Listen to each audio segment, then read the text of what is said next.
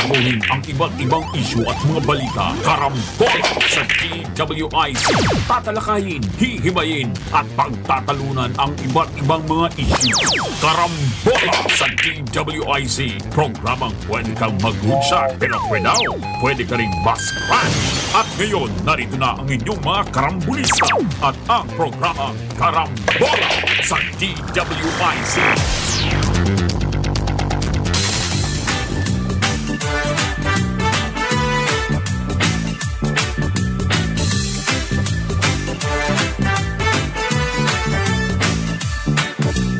Gising sa umaga kasabay ng almusal, nakatutok sa programang may kabuluhan.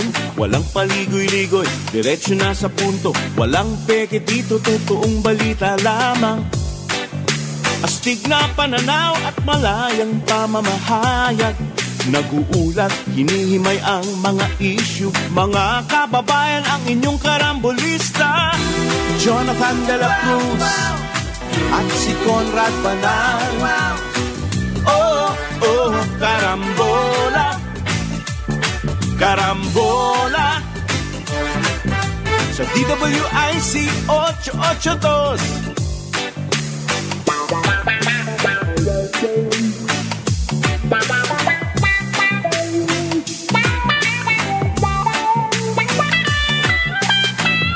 Kaya tumutok na at huwag bibitaw. Alamin ang nangyayari sa bayan nating mahal. Oh, karambola, karambola, tuwing umaga. Oh, oh, karambola, karambola sa DWIC 882. Karambola, karambola, tuwing umaga. Magandang umaga, karambola sa Aliw Channel 23 at DWIC 882. Ako si Conrad Banal, kasama natin Jonathan de la Cruz at Joel Lacsamana. Ngayon, July 2, 2024, Martes. Magandang umaga. Happy birthday! Ito ang Martes na holiday sa Pasig. Sa Pasig. Ayun, walang traffic kanina. Happy birthday kay FL, dating FL. Melda Romualdez Marcos. Happy birthday, ma'am. July 2. July 2. Ma'am, oo. Okay. Mapapanood ang karambola sa aming website, www.dwiz882am.com. I-download ang DWIZ 882 app. Live tayo sa YouTube, Facebook. Diyan kayo, pwede kayo manood dyan. Pero, please, follow, like, share, subscribe, comment. Text line 099937666768. Mapapanood din ang karambola sa Digital Free TV Aliw Channel 23, sa Signal Channel 24, sa TV Plus Channel 27, sa GMA Afford the Box Channel 25. Ulitin natin. Happy birthday. Happy birthday, ma'am. Bakit mainit? Bakit mainit? Happy birthday. Ulitin natin. Kasi, happy birthday, first day. Bakit mainit? Ayan. Mainit kasi na-approve na yung 35 pesos per day. At saka umiinit. Umiinit ang mga banatan. Kasi Hindi pa daw sapat yun, sabi ng mga... sila mismo nagbabanatan na. Nagbabanatan. Sa ano naman, sa West... Kaya umiinit ang banatan. Dahil dyan sa West Philippines na yan. Magkakaiba sinasabi. Kakaiba sinasabi, pero parehong organisasyon. Okay. Isa pong balita ngayon na ito yung nagkakagulo din. Dahil ang Regional Tripartite Wages and Productivity Board Nag-approve. nagpasa po ng desisyon, minimum wage sa National Capital Region. Ano ba yung National Capital Region na yan? Metro Manila. 17 cities and 17 cities. Sa Metro Manila lang yan. Manila. Hindi kasama dyan ang Rizal. Hindi 4A yun. Hindi kasama dyan ang Laguna. 4A. Ang Cavite. 4A. Ang Bulacan. Quezon, Hindi. National Capital Dito lang. Region. Dito lang tayo. Dito sa 35 pesos. Okay? At ang decision po na yan, effective July 17. Ano ibig sabihin nito? Ang minimum wage ngayon sa Metro Manila ay 645 pesos na. Nadagdagan ng 35 pesos kasi dati 610. Malaki-laki po ang epekto nito. No? Kasi pag nagtaas ka ng minimum wage, hindi pwedeng yung mga minimum wage earners lang sa isang negosyo ang itataas. Mo, siyempre, hindi. Lalabas yan, kahit ang desisyon ng NCR ay minimum wage lang ang itaas, magiging in effect across the board. Yes. Malupit yan sa mga negosyante. Negosyante.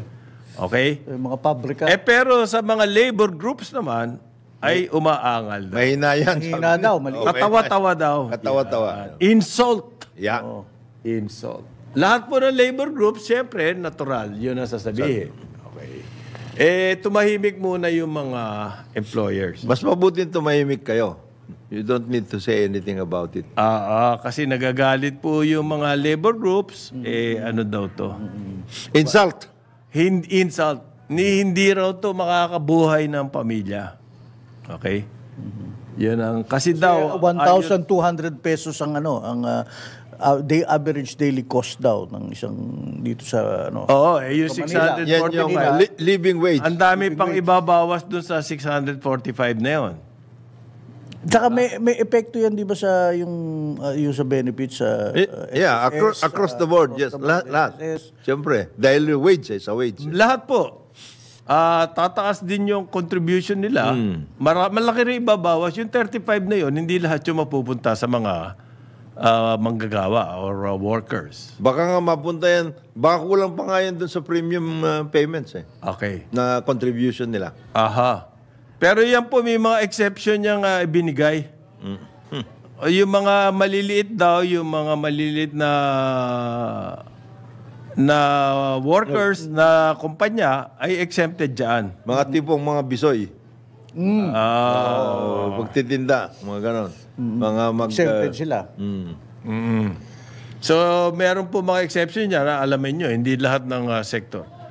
Ang ini-estimate nila, wala pang 1 milyong Oo. Ang apektado. workers ang mabibiyayaan nito. Pero ang epekto nito, far-reaching.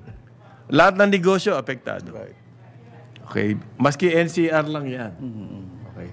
Pero ang inaasahan po ngayon, dahil lang NCR, nagtaas ng wages, buong Pilipinas ngayon, yung mga ibang regional wage boards. wage boards, malamang. Meron yung Calabarzon, nagtaas na yan kamakailan lang.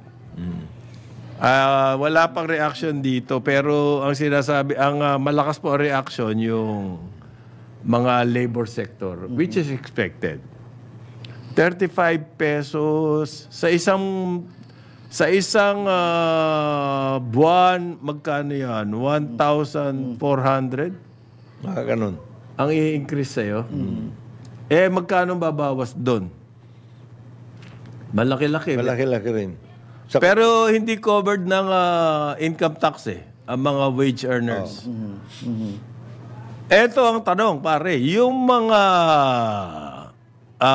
no work, no pay.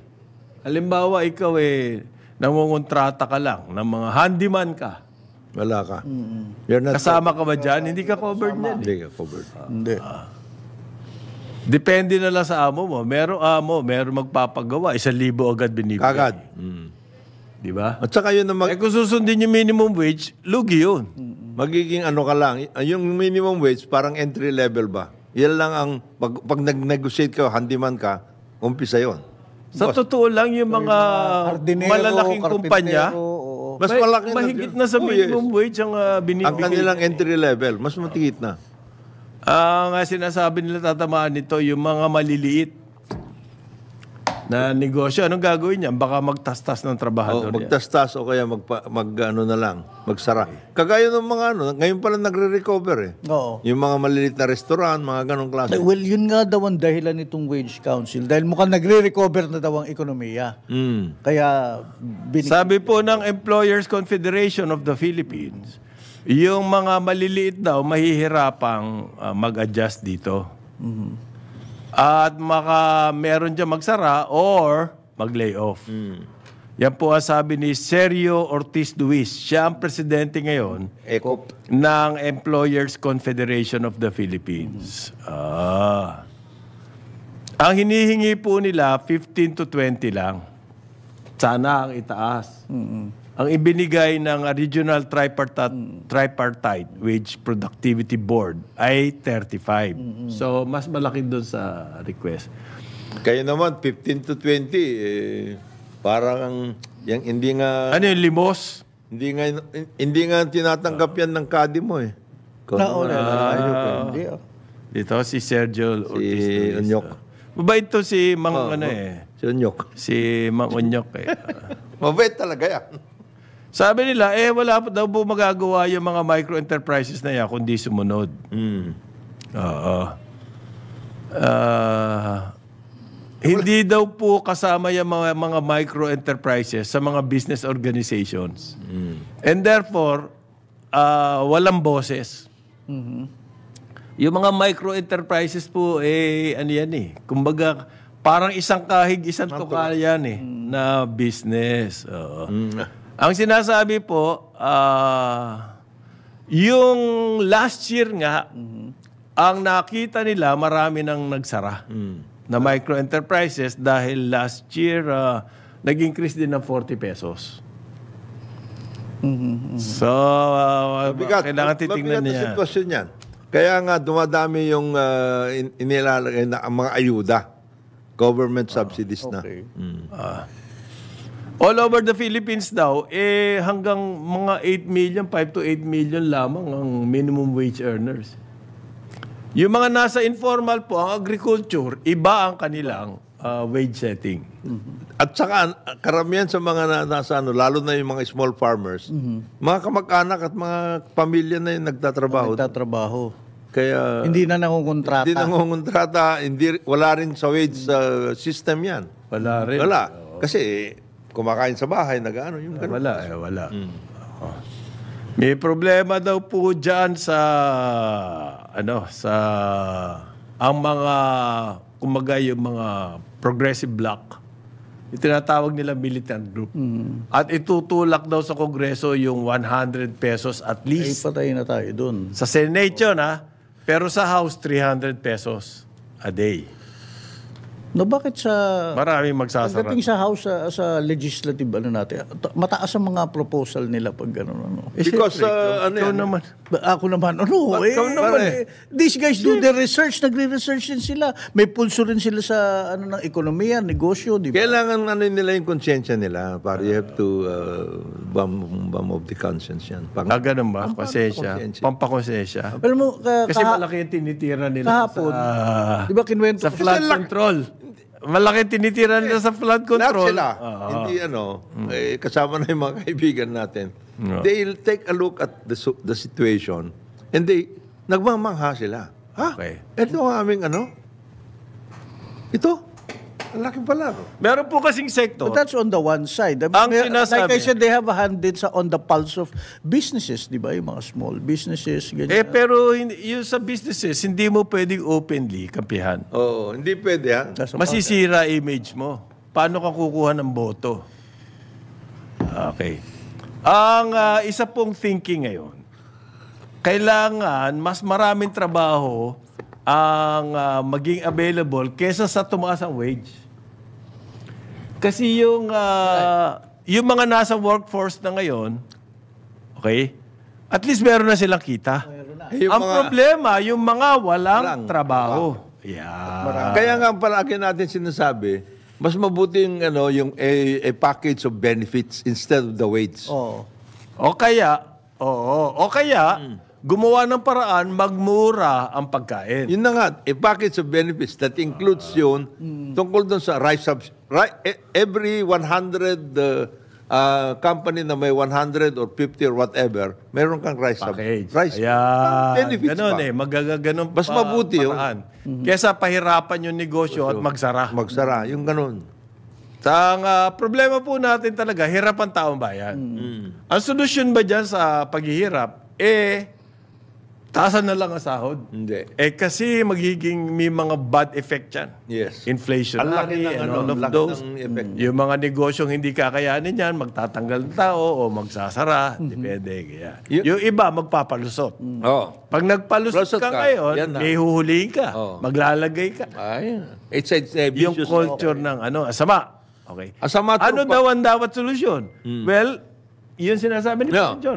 alam mo, Warren Conrad, meron din nag-suggest dati, parang Joel, na yan, aside from the rice subsidy or whatever, yung mga inaayuda na natin, maano ba naman for 1 year, bayaran na yung ayuda, ibayad na ng gobyerno sa SSS o kaya sa Pag-ibig o kaya sa PhilHealth para hindi na nakukunan ng contribution yung worker. Yung wage earners. Yan.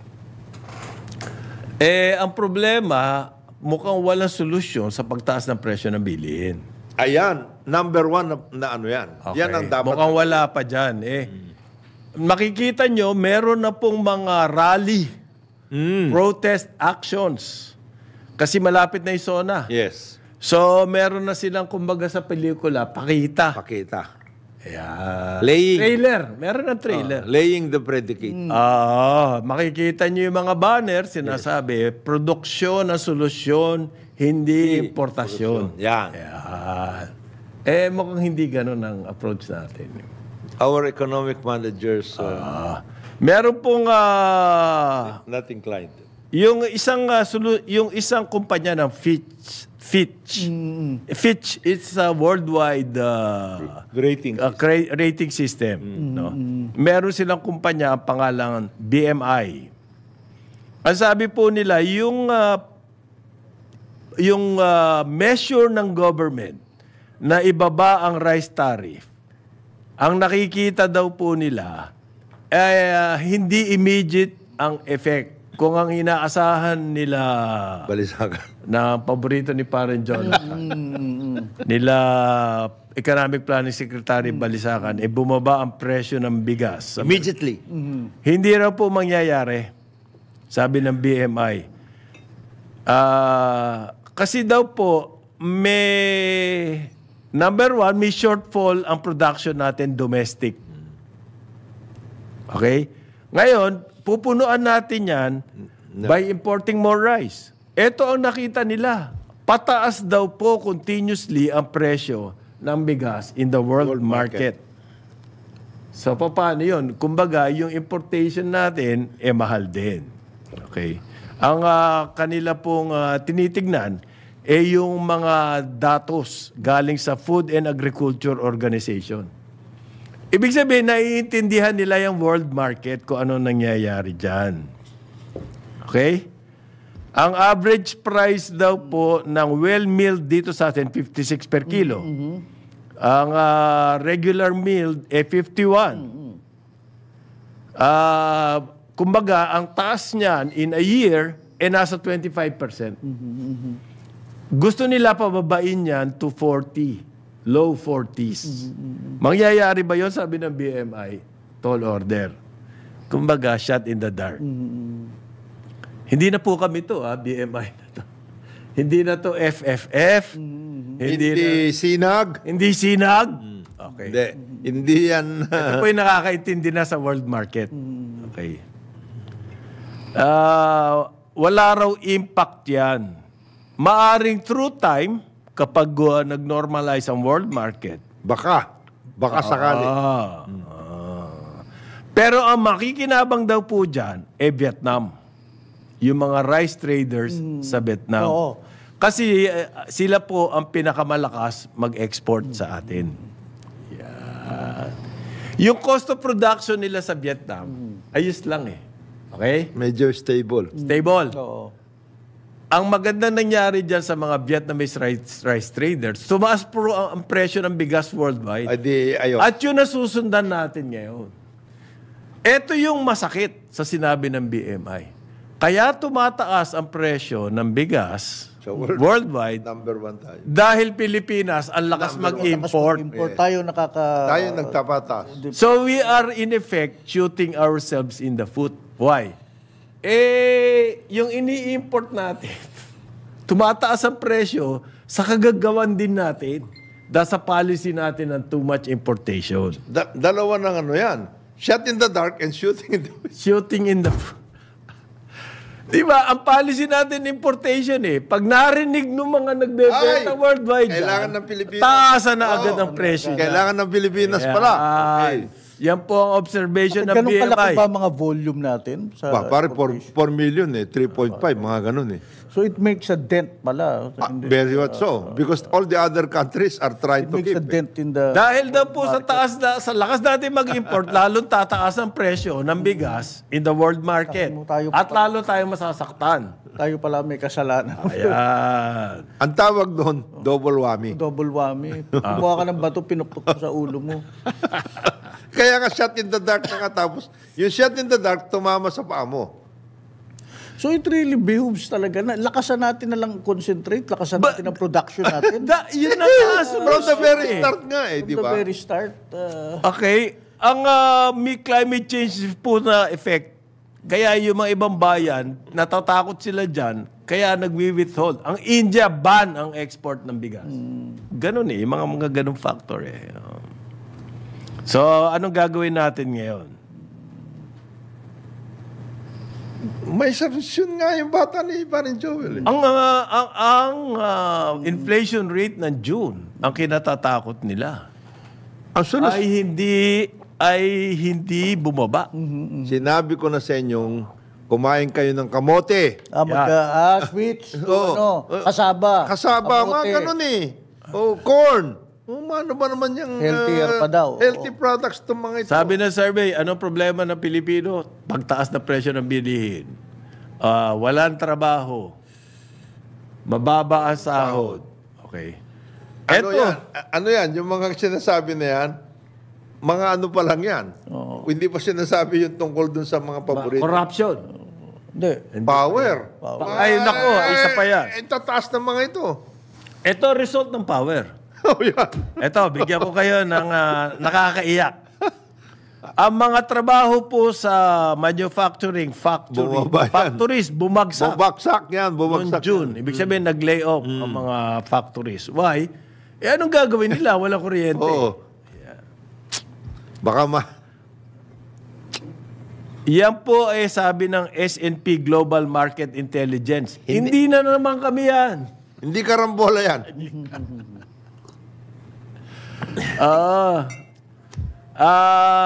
Pang 10 consecutive na raw na above 50 ang manufacturing. Ibig sabihin maganda po. Although nababawasan ng trabaho.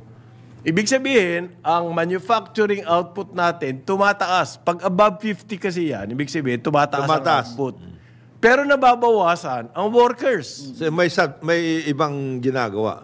Nag-automate. Nag-automate. Pwede. May mga ganun So, O kaya, pare, ang ginagawa ay na-outsource. pwede rin. Oh. Pwede. So, itong manufacturing ko, Tatagal ako yung trabaho ko. ito lang. Mahal na sahod nito mga to. Dito, i-outsource ko kayo. Okay. So, problema na naman yan. Di ba? Tumataas ang bilihin, nababawasan ang trabaho sa manufacturing. Tapos, meeting yung interagency. Wala man lang ba tayong ray of hope somewhere? Glimmer. Glimmer. Right at the end of the tunnel. Meeting. Meeting. Nag-meeting yung interagency. Study group. Nag-meeting. Meeting talaga. High level to. High level to, okay. pare. High level. High level. Mag-research and development ng araw ng DOST. Yun. Tungkol sa pharma. Para matulungan yung mga nangangailangan ng gamot. 50 years from now. Yung DTI, nagko-collaborate na nga with the Bureau of Customs. Oo. Ito pare, to me, it's an indication kung gaano kalala ang ating import-export na Na sitwasyon. sitwasyon. Ang Bureau of Customs daw, ayon sa kanilang report, mahigit 90 billion na ang kanilang nakumpiska na smuggled goods. Yan yung nakumpiska lang nila. Yung nakalusot. Mas marami yun, pare. Ngayon, ito ang magiging... 90 billion po na ang so far this year. Ano, this year lang yan? Oo. Ang nadadali ng Bureau of Customs. Ibig sabihin, talamak talaga smuggling. Nang-iiwas talaga yung mga yan. Ngayon, yan bang mga nag-confisca ninyo yan? Hindi pala. Since July 2022. Ganon. So, parang 2 years. 2 years. 2 years, 90 billion. Kahit na pa. 40 lagay mo na. Ba't gano'n kahusay ba manghuli ng smuggling ang Bureau of Customs? Di naman gano'n kahusay. Pero yung And yet, nakakahuli na sila ng 90 billion. yung 40 billion a year, malaki na rin yun. Oo. 45 45. billion a year. Malaki yun. So, yan daw po yung report ng Bureau of Customs na ibig sabihin, medyo umuusad sila sa anti-smuggling campaign. Ngayon, Yan yung accomplishment nila. Pero pag tinignan mo yung figure na yan from another angle, eto yung nahuli lang. paano? Paano yung mga hindi nahuhuli? Ito pa. Wag ninyong kung nahuli niyo yan agricultural goods, wag ninyong bulukin. Ipalabas nyo. Patawan nyo ng tax o kaya nyo, ibigay sa kadiwa para mapagbili.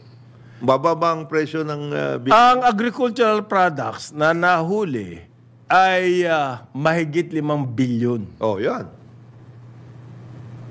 Ano po yung mga yan? Meat, fruits, vegetables. Ito yung nahuli lang. Wala kayo nahuling bigas? Smuggled. Hindi ano na ngayon ang bigas Open sesame. Liberalize. Liberalize. Open sesame na. Okay din. Sige. Payag ako. Pero, maganda, meron kayo nahuhuli. Pero, hindi ho yung katibayan na natigil na smuggling. Okay?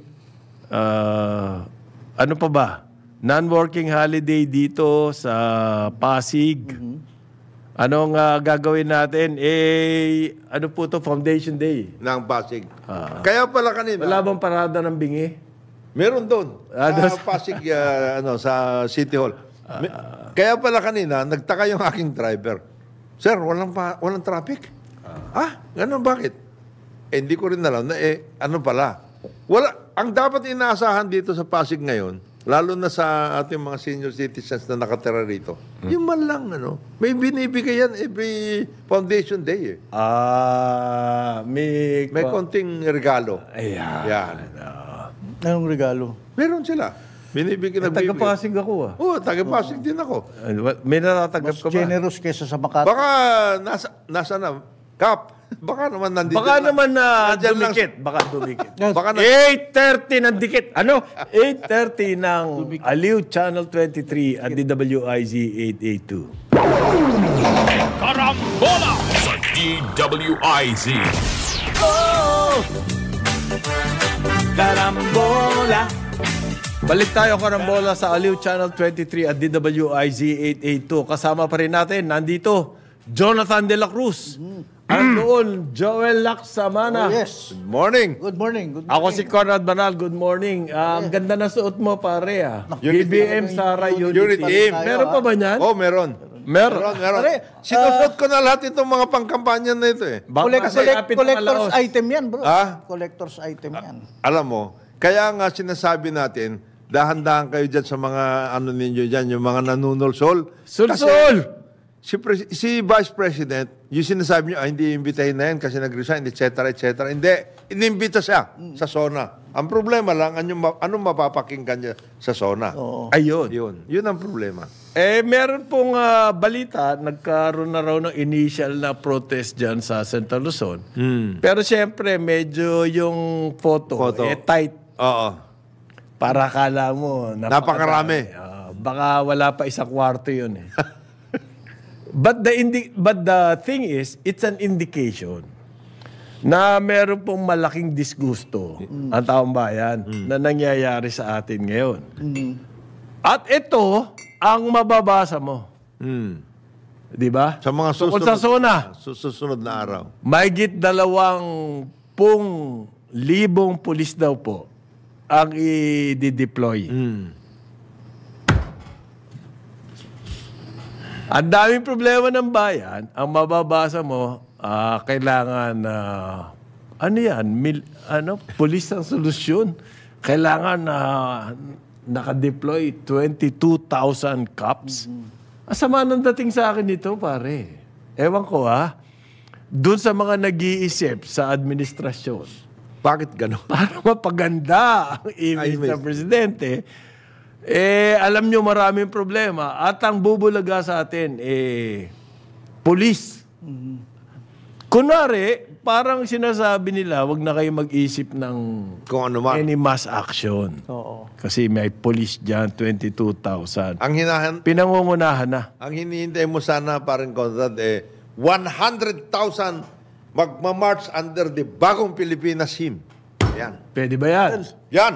Pwede yan. Careful what you wish for, baka meron nga dyan, di ba? 100,000, dala-dala. bagong yun, oo. 29 pesos Supportive. per kilo na bigas. Stores. Yan. 29. 22,000. Okay. 17,000 galing daw sa NCR. Paano the rest of the NCR? Wala nang police? Hindi naman, police presence lang yan. Di ba? Police presence, they will be there. Ganon. Kesa naman mag-bodyguard kahit kung saan-saan pa. Hindi, kung iisipin mo kasi, alam mo nga nahihirapan ng taong bayan, which is a worldwide problem. Yan pong food security Hindi lang worldwide tayo, yan. hindi lang May tayo yan. inflation. Ang pinaglalaban dito po sa atin, yung response ng ating mga magigiting na economic manager dito sa hinaharap nating problema. Hindi sila problem solvers, pare. Puro mga thinkers. Think tank. Hindi pa nga Mga visionary. Visionary. Hindi problem. Hindi, ano yan, malabo yung mga visions nila. Puro, At nagtututuro, pati, mahilig mo. Hindi, can you take a look at your baka may cataract. glasses? Baka, o kaya eyes. Baka may cataract kayo. Pero nga, ano i-report ng presidente? Ayan, yan ang Hindi gusto ko po, 2 years na siya. Dapat ang report niya, accomplishment na. Hindi na pwedeng plano. Kasi yung plano, nabigay na niya nun Nung unang SONA pa. Oo, ganda nun. Ganda ng ano. At saka ano yun. Ngayon, siyempre, ang hihingin ngayon ng taong bayan, nasunod ba? Yung mga ginusto ng presidente. Anong ginawa ng mga bata mo? Parang ganun Kanya-kanya ng ano ngayon Di ba? Palabas? Ang halimbawa, ang Labor, Department of Labor, mag-coordinate daw sila with yung job creation na sinasabi. Sabi ng Labor Secretary Laguesma. Yan pa, isa pa yan Ang dami recycled sa cabinet. Yan labor recycled dyan Many times. Ralph Recto recycled dyan. Balisakan recycled. Ang dami. Popo. Popo. Recycled din. Oh, yeah. Di ba? Bakit yan ang nire-recycle natin, hindi basura? Lagi nating pinag-uusapan dati yung, Dapat basura. Basura din yan. iba yun, waste Anak ng management. toko. Hindi. Waste of energy sinasabi mo. Waste to energy pala.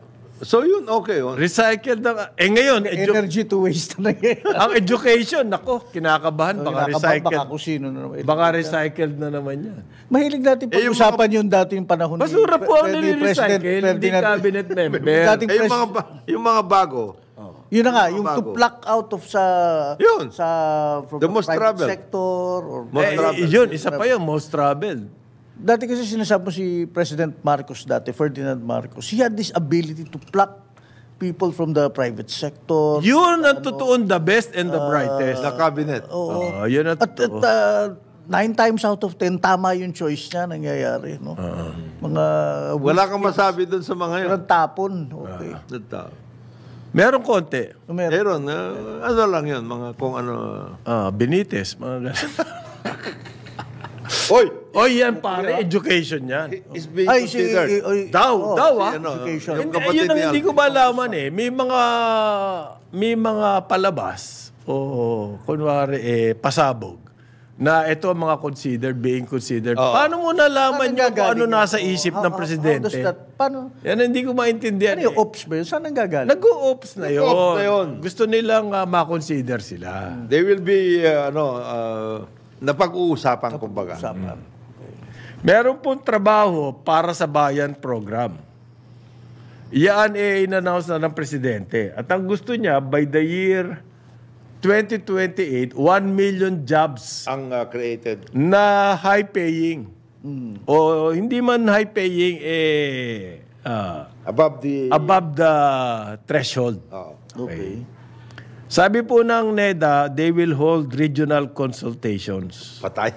Bakit na naman patay? Ikaw talaga, regional consultations Hindi mo ba alam gaano ka-importante yung regional consultations? Ang ibig niyo sabihin, over the past 2 years, consult kayo ng consult. Wala, hindi pa sila nag-consult. Ngayon pa lang, regional consultations. Doon sa TRARIF, hindi kayo nag-consult. Ito sa jobs. Ito sa jobs, kailangan ng regional consultations. Okay. Trabaho para sa bayan program po ni President. Oo. Tapos yung result daw ng consultation, isasamite sa presidente. Meron pa daw silang 4 years para magagawa yung gusto ng presidente. Kasi 2 taon ang lumipas at mukhang papito-pito lamang ito mga to. Kaya wala nangyari. Meron pa daw silang 4 na taon. Huwag kayo mawalan ng pag-asa. Magko-consultation na.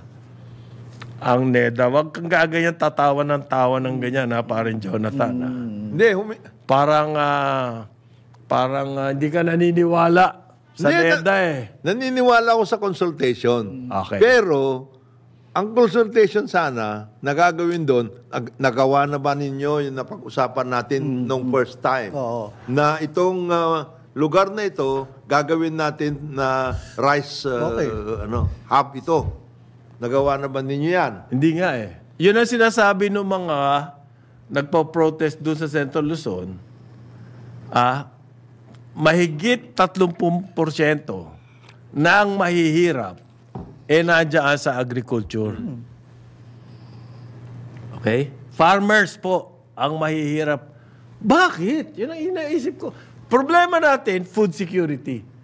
And yet, yung makakasolve niyan, ng food security, yung mga farmers, sila naghihirap. Hindi ba may disconnect? Malaking disconnect yun. Tsaka 40% ng labor force natin nasa rural agriculture. One way or another. One way or the other. Nandun sa agriculture yun. Support or whatever, direct farming. Bakit problema natin ng food?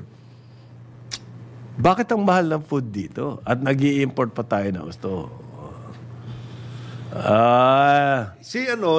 Ang chairman po niyang trabaho para sa Bayan Interagency Council ay ang NEDA Director General. Patay. Bakit patay? Hindi. Kaya nga, may kasama naman mga iba Parang Leone, Secretary, dating Agriculture Secretary Leone Montemayor, alam nila yun Alam nila kung saan yung mga areas na kailangan Kasi panahon pa ng kopong-kopong, nakita na nila yan. Ito para sa agriculture is concerned. Tapos doon mo, ibuhos mo kung pwedeng corporate farming nga. Bakit hindi? Yung incentive. Yun na nga yung incentive Yung mga dati, ginawa na yan And it was a successful scheme. Naalala ko noon, sa business day ba yun? Yung meron tayong bigas? Meron kami isang kabang bigas Corporate, yun? At hindi na kami nanghihingi ng wage increase. Hindi mo na problema yung bigas paano kayang gagawin ito? Is there a way na, alam mo, baka depende na yan kay Secretary Laurencio. Wala, outvoted siya. Ng Di ba nagkaroon rice importation. Nagkaroon siya ng diskusyon. Na lower yung tariffs. Lower yung tariff. Dapat nga, taasan pa nga yan, sabi niya. Outvoted. Agriculture Tapos Secretary meron siyang siya. programa para dun sa mga production areas, hindi rin siya nasusuportahan. Ito po, yung mga kailangan daw, tungkol pa rin sa bigas to, dahil nga yan ang issue ngayon eh. Yan ang issue ng consumers, mataas ang presyo. Yan issue din ng mga farmers. Dahil sila malulugi dun sa solusyon na gusto ng ating mga policy makers. So, saan ka lulugar ngayon? Consultation. Yun Sabi ang po ng Philippine Chamber of Agriculture and Food, kailangan daw po magkaroon ng safeguards muna sa rice importations bago gawin niya ang pagbagsak o ang laki kasi Pagbaba. ng tanggal eh. Pagbaba Pagbaba ng ng taripa, 35 to 15. Hanggang 2028. 8. Kailangan daw ng safeguards para kawawa naman daw yung mga local farmers. At ito po yung chamber, naglabas ng open letter sa presidente. Safeguard daw muna ang kailangan. Kung kailangan mag-import, sure. Pero lagyan naman ng safeguard. Yung delikado daw dyan, baka umayaw na talaga ng tuluyan yung mga nagtatanim ng bigas. Hindi malayo, ano? Marami nang gumawa. Marami nang ganun. Noong nag-rice tarification law, dami nang gumawa. Nandun sila sa pagtatanim ng pangalan nila sa ayuda list. So, sinasabi po, nagsasalita si Danilo Fausto. Kailangan daw may mga sinusunod na indicators. Yun yung safeguard. Hindi pwede yung, paano yun kung nagbumura na yung bigas at ganun pa rin ang taripa mo, tuloy-tuloy mo nang papatayin yung farmers, di ba? Wala sa executive order yun. So, kailangan daw may mga indicators, halimbawa, trigger, pag ganito ang presyo sa world market, may bababa natin yung, parang yung sa oil. OPSF. Pag ang presyo po ng langis ganito, pwedeng isuspend yung excise tax. Di ba? Meron mga ganun safeguards. May mga ganun trigger points. Wala yan. Kasi nga, ito nga, straightforward papuntang 2028. Parang kumbaga, hindi ka pwede Dani, I'm telling you, hindi na pwede mag-safeguard yan at this point in time. Bakit? Na-issue na Number 1. Number 2, na-input na nila yan sa kanilang, sa kanilang profit margins. Dani. Ng mga importer. Mga importers. So, Kasama na yung baboy. kasama lahat yun. pati Baboy at lahat. At saka, naiano na nila, nagkaroon na ng down payment dun sa pagbili ng mga alahas, bahay, down payment na yan. 2028 na tapos na Kailangan bumili ng Ferrari. Oo. Mali yung sinasabi. Dani, yung safeguard sinasabi. Ito pa, may sinasabi pa. Isa sa mga safeguards, mag-create daw ng credit guarantee fund para sa nasa agriculture sector. Di nga matagal na sinasabi ng karambola yan, na yung mga makukuha dyan Safeguard sa daw yan. Para nga naman, magkaroon ng kapital, itong mga gusto nyong patayin dahil sa too much importation. Matagal na natin. Paano makakalaban itong mga to? Ni wala silang kapital. Dani, ito yan. Matagal na natin sinasabi yan. Sa karambola, dito sa karambola yan. Number 1, yung makukuha natin extra dun sa tariff, 50% iayuda mo, fertilizer, etc. 50% ilagay mo sa guarantee fund. Yung nakukuha na penalties nitong mga bangko na ito, dahil hindi sila sumusunod sa agri-agri law, ilagay mo sa guarantee fund. O di, ang laki. Ginawa ba yun? Makakautang ngayon, Makakautang yung mga at lower rates. mga co-op, halimbawa. Isa pa daw, yung insurance mukhang hindi napapansin. Meron pera yun. Mayroong crop insurance program. Isa pa daw safeguard, magkaroon ng scheme o tawag nito, Mechanism. paraan. Oo. Para yung mga LGU directly pwede bumili doon sa kani-kanyang mga farm sectors. Ginagawa na yan ng mga ilang LGU. Oo. Okay. Ngayon, isupport mo yun. Bigyan mo ng... Doon sa guarantee Parang fund. yun yung Pwede, national pwede. convergence Oo. no? Yan po yung mga sinasabing safeguards. Pinag-isipan ba nila ano yan? ng ating mga bright Yung mga, policy makers. yung mga suggestions ni na Danny sa chamber na nadidiscuss din naman natin dito sa Karambola, lost in translation na yan. Pinadala nila nagpatay sindi yung internet, hindi nakarating. doon sa cabinet. Digitally. Hindi, paano, Kasi hindi. from a political standpoint, it doesn't, Walang kagat. walang kagat eh. Lalo na darating ang eleksyon and all that. So, Hindi, ato ang sinasabi ko. Bakit ngayon nagsasalita ito mga to? Dahil wala pong consultation to begin with.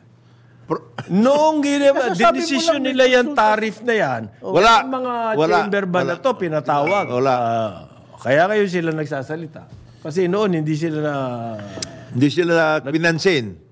hindi sila kinonsulta. Walang hearing to absolutely. our economic managers kasi are access to certain intelligence information, di ba? Na kaya sa pag-analyze nila, ito makakabuti sa bayan. Hindi nga nila nakuha yung Hindi nila kailangang konsultahin yan. hindi nga nila nakuha yung intelligence information ng BNI Yung BNI. Oo. Yung PITS. Oo. Hindi nga nila nakukuha na tumataas ang presyo ng bigas sa world market. Dahil sa Pilipinas. Yan pong trabaho para sa bayan, naging batas yan nung 1 taon pa. Pinirmahan po yan ng Presidente noong September. So ngayon, itong NEDA, magkakaroon na raw ng consultation. After so many months. Ngayon, September pinirmahan, October, November, Ngayon December, nagkonsultasyon, January, February, March, April, May, June. After 9 months. At daw po magkakaroon na sila ng master plan. Sa Nobyembre. Di ba? Ang bilis. September na pirmahan. November of the following year. 14 months. 14 months lang meron ng master plan. Parang ang sense of urgency as these people. Paano gagawin? Hindi, to implement the master plan pa, it will take time.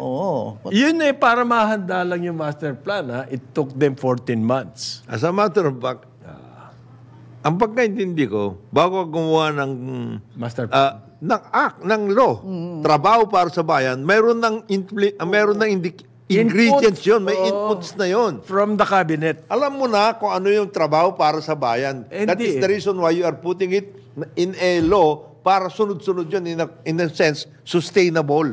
Oras na napirmahan yung batas, tuloy-tuloy na yan. Sustainable ang pinag-iisip Parang mo. dito sa atin, Ito nga, tuloy-tuloy na yung... nauna ang konsepto muna bago yung actual na... The concept includes dapat mga plano na yan. Wala pa eh. Kasi kaya mo nilalagay sa batas kasi gusto mo maging sustainable. In other words, it will not suffer the consequences of day-to-day problems. No. Hindi pala, hinintay muna yung summit nung ginawa sa Manila Hotel noong 1 linggo. Kaya kailangan muna mag-summit para magkaroon na ng master plan. Yan. Ibig mo sabihin, yung ginawa ninyo yung batas, walang master plan? Hindi kasama yun? Pwede ba kang gumawa ng batas? Merong idea. yun na nga, yung konsepto. Yes, but Inuna. the idea comes from... Kung Jonathan, have you not heard of the management dictum na let's get this plane off the ground first? Then tsaka na lang humabol ang mga detalye. That plane will never get off the ground. Recipe for disaster. Hindi, ang problema ko doon, 14 months na Oo nga, yun lang ang Sobrang haba naman noon. Tapos, November, bago matapos yung master plan. September last year, napirmahan yung batas. Hindi. Yun sinabi na lang. Kasi daw, kailangan ng cohesive strategy. Sabi ni Balisacan. Yun na lang sinabi ni Special Assistant to the President for Investment and Economic Affairs. Sinabi na niya yun. 5 basic things na pinag-usapan na nila to. Ay, hindi ba yun ang master plan? Na just flesh it out. Agriculture, infrastructure, di ba? Health care and education, critical minerals, manufacturing. yun na, 5 na yun. Si Parin Jonat naman kailangan daw ng consultation regional Dito lang pala pinag-usapan ni Nadecco yan. Oo, kailangan daw ng regional The purpose of consultation eh. Nag-broad brushstrokes muna sila. Yan. Alam mo naman, hindi makagalaw si Balisacan kung walang regional consultation. Kailangan talagang regional consultation. Pero lang, kung mapapaboran yung importer. Yun, hindi na kailangan ng consultation. No need. No need. Ha? Kaya, sa kaya tayo datamputin dito? Hindi, ang gusto kong malaman, Problema na to sa pagkain. ang gusto kong malaman, anong i-input nila dun sa zona ng presidente. What? We are starting in consultation. O, isa yan. Sa job creation. Pinapahiya nyo si presidente sa ginagawa nyo eh. Nadagdagan na yung plano ng flagship. Hindi, they'll crunch some numbers. Infrastructure. Tapos yun ang ano. Iyon na nga eh. They will They're crundle hiding. out The way they manipulate, mga numero, the way they manipulate statistics, talagang magugulat ka eh. Di ba yung example ko, yung DSWD? 30,000 na raw ang napag-graduate ng college. in the universe, Ng Pantawid sa Pamilya program. Yung 4 piece. 30,000. Yan po programa na yan, 4.4 million families ang naka-enroll dyan. Okay? Ang napag-graduate nyo over the years ay at the cost of hundreds and hundreds of billions of pesos ay 30,000. And then you say, successful ang 4-piece kasi nakapagpag-graduate ng 30. 0.00 something of the universe. ang napag-graduate nyo at successful. Napakababa naman ng standard natin sa success ng mga programa ng gobyerno. Kung ganyan, sasabihin natin highly successful ang programa. Di ba? That's the way they manipulate statistics. Quality of Really, they mangle talagang Bureau of Customs. Bakit ang report ng Bureau of Customs? Since 2022, July. June 2024 na ngayon. Bakit hindi ang report from January to June? As an indication kung nasaan na kayo. Bakit napakahaba? Kasi para malaki yung figure, 90 billion. Di ba? That's how they manipulate. That's how they use statistics. Para manloko. Ganyan din ang gagamitin nila sa SONA. Sana nga si Presidente itapon na yung mga statistics. Oo. Ako rin. Wala na muna ito. Lago na mo. Kasi mga SONA natin, puro statistics. Eh. Wala na ibig sabihin yun. Kauso Presidente, Naiintindihan ba yun ng mga tao nagugutom? I will deliver the shortest sonan. Oo. Mga kababayan, ito po sitwasyon natin. We have a problem. We have a problem. Houston, we have a Ito problem. yun. Tapos dun sa limang yung Ito yan. ito ang mga doable na gagawin natin ngayon At within the next ngayon pa lang, years. So, ay itong mga cabinet members na hindi man lang split na kayo. Out. So, tsugin na kayo. Oo. nakapag-chogi na kayo dyan. Hindi nga, matagal na nga sinasabi yung reshuffle eh. Sa business community, yan po ang pinag-uusapan nila. Kala Yung ko, reshuffle. Disyembre, kala ko may reshuffle na after ng Disyembre. Nung, ang tinanggal si Jokno. Okay, ang ipinalit, recycled. Recycled. Baka naman talaga recyclable. Hindi natin masabi. Ito, may National Nutrition Council daw po. Palala ng palala ang ating malnutrition. At ang kabayaran niyan ay in the future. Malaki daw ang mawawala sa Philippine economy because of the result of malnutrition. Nagkaroon po kasi ng ngayon, July, National Nutrition Month. Kaya uso ngayon ang discussion tungkol sa nutrition. Ito si Bibong, naiyak niya doon sa sinasabi mo. Na? Sabi ni Bibong, sana ho naman, huwag na tayo mag-ano ng nutrition month kung yan lang i-report. Kung yan lang daw i-report natin. Wala na nutrition month. Huwag na lang.